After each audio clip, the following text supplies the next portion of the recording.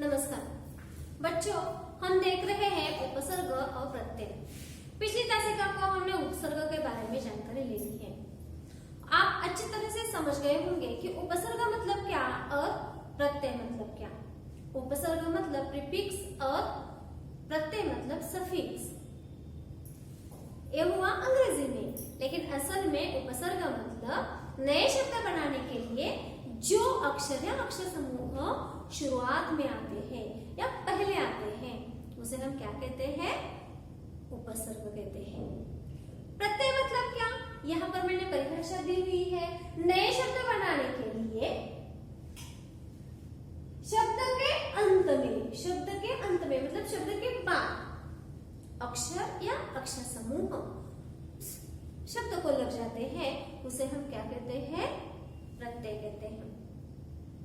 जब नए शब्द बनते हैं तो वे अलग अलग नहीं बनते, वे एक ही शब्द बनते हैं। यह हमने उपसर्गों में देख ही लिया है। अब हम देखते हैं कौन कौन से प्रत्यय हैं और किस तरह से ये प्रत्यय बनते हैं। बच्चों, उपसर्गों में हमने जो देखा अ, आला, कुसुनी, प्रवीणा, सभी, ये सभी पहले पहले आते थे। और वे जैसे कि वैसे मतलब कु ही लिखो, है ना, जैसे कुपुत्र हो हमने लिखा, बे बेईमान, बे जैसे कि वैसे लिखा। लेकिन यहाँ पर प्रत्यय कैसे होते हैं यह हम पहले सीख लेते हैं। प्रत्यय कैसे लिखे जाते हैं देखिए, यहाँ पर कुछ उदाहरण मैंने दिए हुए हैं। जैसे कि आ भूखा, आ आई आलू आन, आ वाऊ आओ डागर। इसका भी श्लोक है, मैं आपको अच्छी तरह से बताऊंगी अंत में। ठीक है, तो पहले हम देखते हैं कि किस तरह से जो प्रत्यय है वे प्रत्यय तैयार होते हैं। यहाँ पर मैंने शब्द लिया हुआ है भूखा। देखिए भूखा,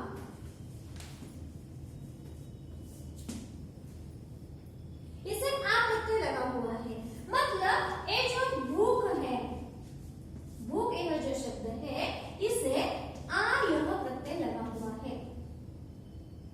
स्वरों में हमने सीखा ही है, आ यह स्वर है, लेकिन इस आ के लिए हम कौन सा चिन्ह इस्तेमाल करते हैं? इस तरह से ये जो चिन्ह है इसका हम इस्तेमाल करते हैं। इसी तरह भूख, इस शब्द को जब आ यह प्रत्यय लगता है तब उसका क्या बनता है? भूखा। ये बात ध्यान में रखिए बच्चों। जिस तरह से उपसर्ग में पहले जैसे कि क्या आया था? ओ जैसे कि वैसा, आ जैसे कि वैसा, कु जैसे कि वैसा, बे जैसा कि वैसा, ना जैसे कि वैसा, उसी तरह से यहाँ पर नहीं होगा। यहाँ पर ए भी होगा और इसके बदले मतलब जो भी स्वर है इनके बदले उसका चिन्ह भी होगा। यह बात आप ध्यान में रखिए। ठीक है, अगला देखिए हवा। हवाई, ये शब्द बना हुआ है, कौन सा लगा है? आई, आई, आई यह प्रत्यय लगा हुआ है, मतलब क्या? तो इस हवा में, हवा यह क्या है? मूल शब्द है और इसमें आई यह क्या लगा हुआ है? प्रत्यय लगा हुआ है। हवा जोड़ आई बराबर हवाई, ये शब्द तैयार हुआ। किस तरह से? देखो बच्चों, यहाँ पर आई, आई शब्द जैसे कि वैसा आया हुआ है क्या? नहीं, आ के बदले ये चिन्ह है और ई जैसे कि वैसा है। इसी कारण हवा जोड़ आई मतलब हवाई।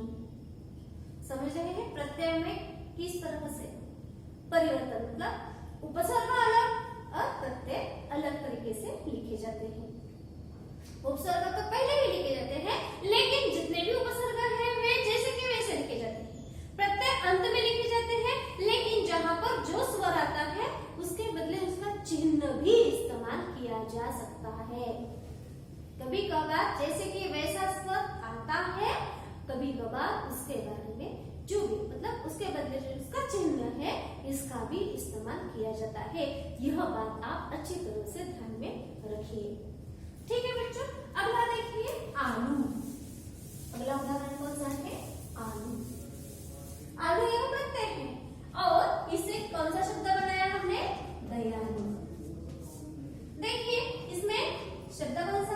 दया, जोड़ आलू।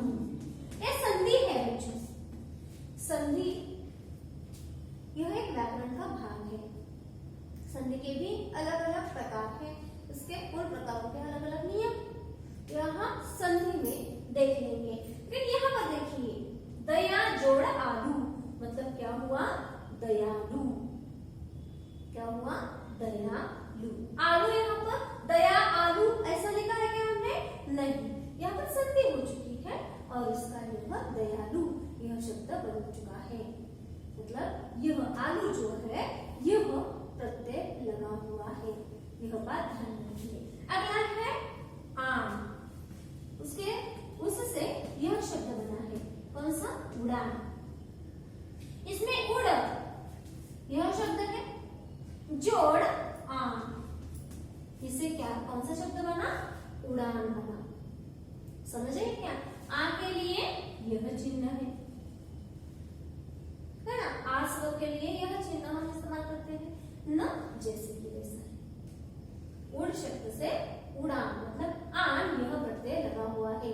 प्रत्यय आप इस तरह से पहचान सकेंगे। इसी कारण मैं आपको यह उदाहरण देकर बता रही हूँ। अगले जो भी प्रत्यय है यह प्रत्यय आप अच्छी तरह से देख लीजिए।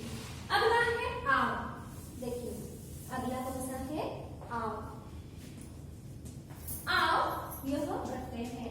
आओ शब्द कौन सा है? चुनाव। चुन यह शब्द है। शब्द कौन सा है? चुन। उससे आम लगा, उसका क्या हुआ? चुनाव हुआ। मतलब ए जो है, ए क्या है? चिन्ह है। इसका इस्तेमाल यहाँ पर किया गया है। समझ गए बच्चों? अगला यहाँ पर मैंने लिखा हुआ है ई। ई यह प्रत्यय किस तरह से लगेगा? देखिए गरीब, इसे ये प्रत्यय लगा तो क्या होगा? गरीबी। मतलब ए जो है, ए जो चिन्ह है ये किसके लिए इस्तेमाल किया गया है? ई के लिए किया गया है। इस तरह से मतलब गरीबी इस शब्द में ई यह प्रत्यय लगा हुआ है। मतलब ई यह प्रत्यय है, गरीब यह मूल शब्द है। यह आपको अच्छी तरह से पहचानना होगा, समझ में आना होगा। इसी कारण मैं आपको उदाहरण देकर बता रही हूँ। हम जो अभी सभी उदाहरण देखेंगे उसी में इसी तरीके से ही प्रत्यय लगे हुए होंगे। अगला है कौन सा? इन। इन का आप बता सकते हैं? देखिए नमक। नमक को हम कौन सा लगाएंगे?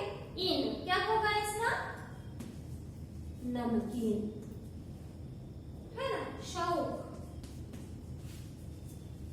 शब्द है, मूल शब्द है, इसे इन लगाए। शौकीन। मतलब ए जो ई है यह कहां पर आई? इस चिन्ह में आई है। और इसका अर्थ है ई और यह है ना, मतलब यह इन हुआ। यहाँ पर गरीब यह मूल शब्द है, गरीबी बी मतलब ई हुआ, मतलब ई यह प्रत्यय लग गया। इस तरह से बच्चों ये जो प्रत्यय है इन प्रत्ययों में जो भी स्वर लगते हैं वे स्वर कभी कभार स्वर ही आएंगे और कभी कभार उसके बदले उसका चिन्ह भी इस्तेमाल किया जाएगा और यह आपको अच्छी तरह से पहचानना होगा। अब देखते हैं कि जो प्रत्यय है इन सभी प्रत्ययों के बारे में जानकारी। तो देखिए बच्चों, यहाँ पर हमने जो प्रत्यय देखे हैं वे किस तरह से लगते हैं इसके बारे में अच्छी तरह से जानकारी ले ली है। अब यहाँ पर फलाफल मैंने सभी प्रत्यय लिखे हुए हैं और उसके एक एक उदाहरण भी दे दिए हैं। देखते हैं, पहला है आ भूखा। किस तरह से आ यह प्रत्यय लगा हुआ है यह हमने देख लिया है। भूखा। आई हवाई, हवा जोड़ आई। आलू दयालु। आन थकान, हमने उड़ान के बारे में उदाहरण दिया था। आन थकना और उसे आन लगा हुआ है थकान। आओ बचा। आओ बिकाऊ।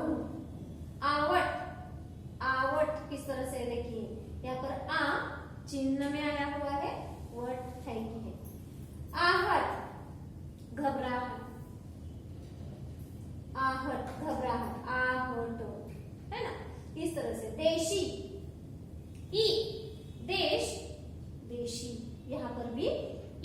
चिन्ह है वही लगा हुआ है। इक सामाजिक, इक समाज, तो उसका क्या हुआ सामाजिक। यहाँ पर ई जो है यह ह्रस्व है, इसी कारण यहाँ ह्रस्व। यहाँ पर ई दीर्घ है, इसी कारण दीर्घ ई का चिन्ह है। यहाँ पर ह्रस्व ई का चिन्ह है। अगला है इत, परिचित। ई ह्रस्व है, इसी कारण ई मतलब ये जो चिन्ह है यह ह्रस्व है। इल जटिल, इल ह्रस्व है, ई ह्रस्व है, इसी कारण ह्रस्व है। इन ई दीर्घ है, इसी कारण रंग रंगीन, दीर्घ चिन्ह आया हुआ है। ईय भारतीय, भारत, ईय भारतीय, दीर्घ है तो यहाँ पर दीर्घ चिन्ह आया हुआ है।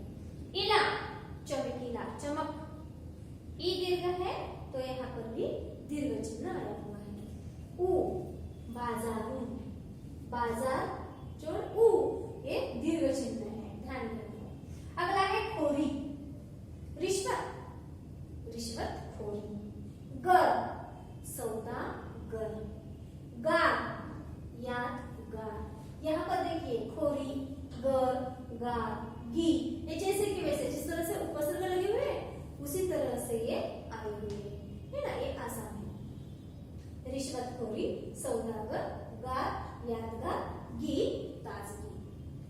अगला देखिए ता, मधुरता, सुंदरता, है ना, इस तरह से मधुर जोड़ता, मधुरता।